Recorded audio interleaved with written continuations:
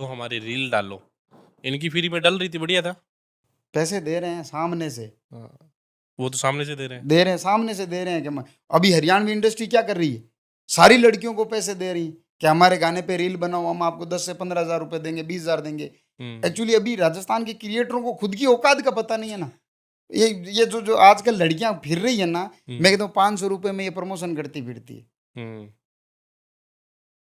इनको खुद की औकात का, अब जैसे देखो, जिसके पास जैसी ऑडियंस होती, मैं नहीं मानता कि मेरे पास भी सारी की सारी समझदार है। कुछ लोग मजे के लिए देखते हैं, लेकिन 5%, 10% तो मैं मानता हूँ जो मेच्योर है, समझदार है, और उन पर इफेक्ट पड़ता है चीजों का।